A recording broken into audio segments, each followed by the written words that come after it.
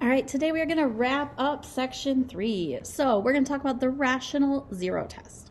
So if I take a polynomial, it has integer coefficients, as long as it has integer coefficients, then every rational zero, so zeros that can be written as a fraction, no square roots in them, no imaginaries, has the form p over q, where p and q are simplified, and p is a factor of your constant term, and q is a factor of the leading coefficient.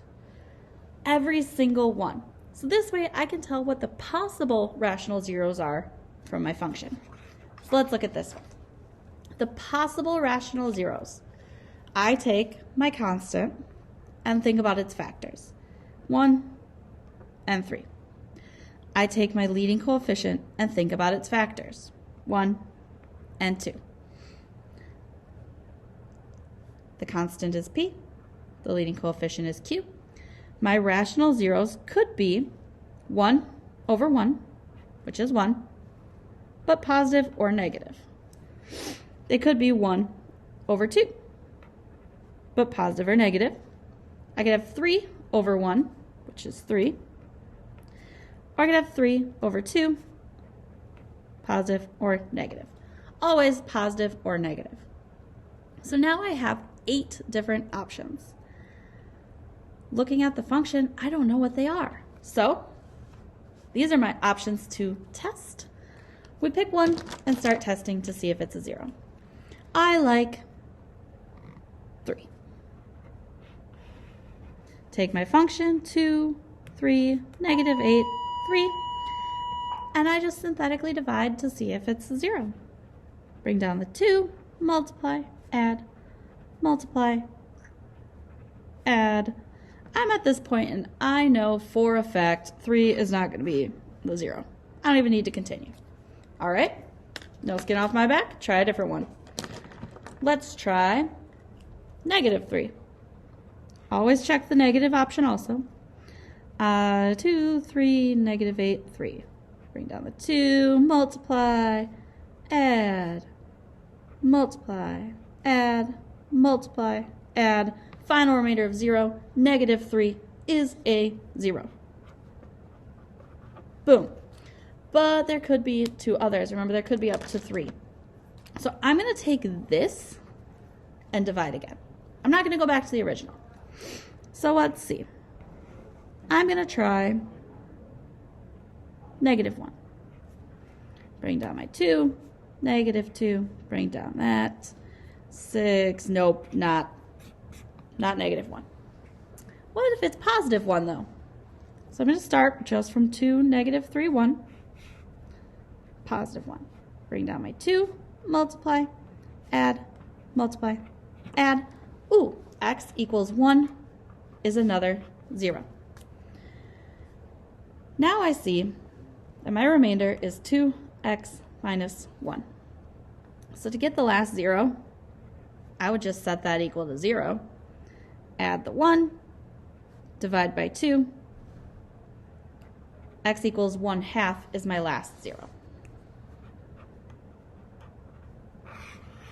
And I've got my 3 zeros. So x squared minus 4x plus 1. Now I know if I factored this, what would happen? But let's look at our numbers. Q is only possibly 1. Or sorry, P. P is only possibly 1. Q can only be 1. So my only possible rational zeros are positive or negative 1. Probably a good idea to label that as possible. So now I try to divide. Pick the one you feel like is more likely. Let's go positive 1. 1, negative 4, 1. Bring down the 1, multiply, add, not positive 1. Then we try negative 1. 1, negative 4, 1. Bring down the 1, negative 1, negative 5, 5, 6. It's not negative 1 either. If we looked at this original function, you'll notice you can't factor it. If we try to solve it, we may or may not get an answer. Just looking at it, we don't know. Let's graph it. X squared minus 4x plus 1. Okay, we have two zeros, but they're definitely not rational numbers. If I calculated them, 0, left side, right side, 0.2679, not a nice number. There are no rational zeros. And that's okay. The only possibilities were positive and negative 1. If I rule those out, there might not be any. All right, x squared plus 10x plus 23. Same type of thing. Factors of 23 are 1 and 23. There's my p-values. Factors of my leading coefficient is just 1, so there's q.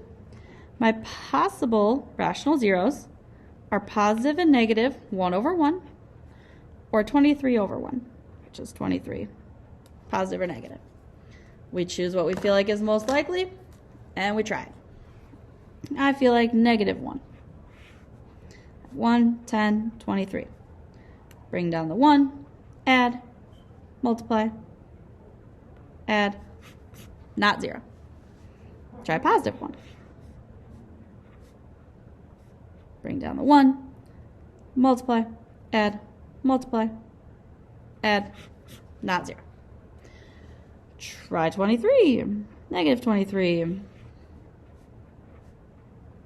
Bring down the 1, multiply, add, multiply, definitely not working out. And positive 23. This one's, I can just tell you right now, nope, not even a chance. This one also has no rational zeros. If there are no rational zeros, the only way to get the zeros is to use quadratic formula, completing the square, or square roots if possible. Now let's try this one. I definitely can't factor it because it's got 4 terms. So possible factors of 2 are 1 and 2. There's our p-values. Our leading coefficient is 1, so q can only be 1. That's nice. Our possible zeros are positive and negative 1 over 1, or positive and negative 2 over 1. So 1 or 2, positive or negative. We pick what we feel is most likely. I'm going to try 2.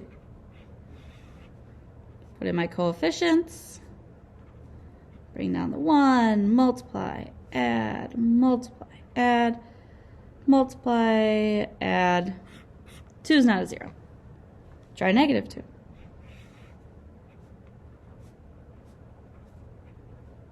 Oops, multiply.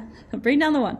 Multiply, add, multiply, add, multiply, add. It's not negative 2 either. Let's try 1 or negative 1. I'm going to try negative 1. Bring down the 1, multiply, wow, multiply, add, multiply, add, multiply, add, not negative 1. And finally, let's try positive 1. 1, negative 3, 2, bring down the 1, multiply, add, multiply, add, multiply, add. 1 is a 0. Can I do anything with x squared minus 2x plus 2 though? Because that's what's left. That's my remainder. It's not going to factor, so it's not going to work out. Our only rational 0 is 1. From there, I can find the others though. If I wanted to find the other zeros, I'd set that equal to 0 and use quadratic formula. Negative b plus or minus the square root b squared minus 4ac all over 2a. This one happens to give me an imaginary number. So the only real solution is x equals 1.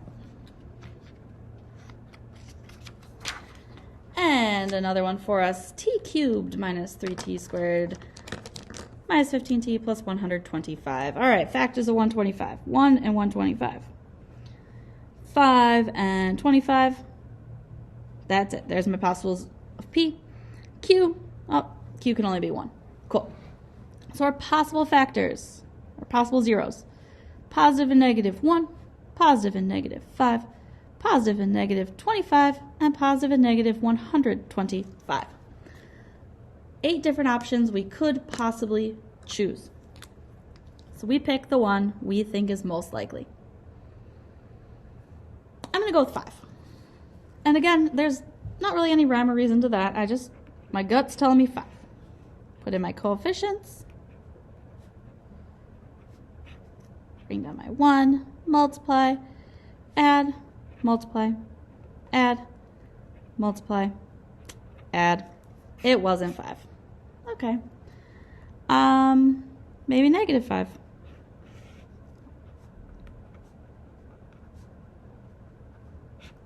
Bring down the 1, multiply, add, multiply, add, multiply.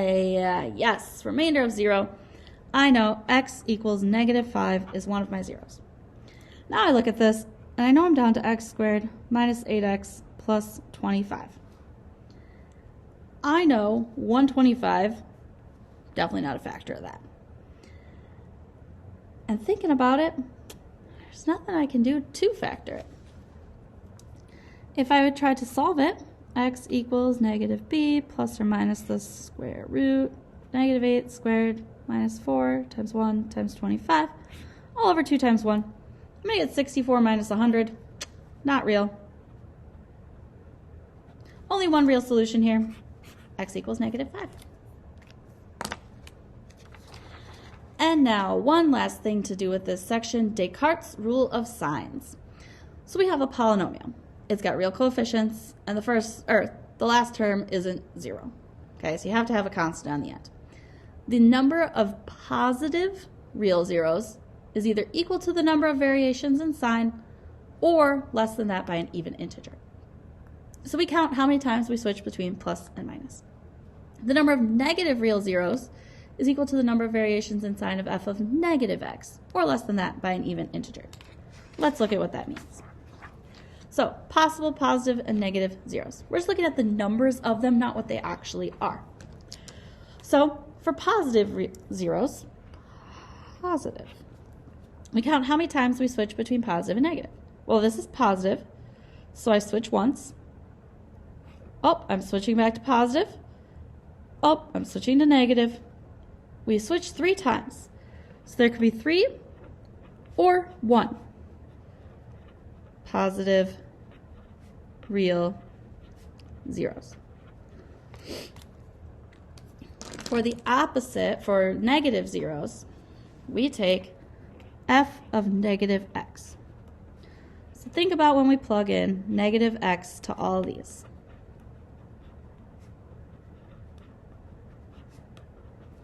All right, simplify it out a little bit.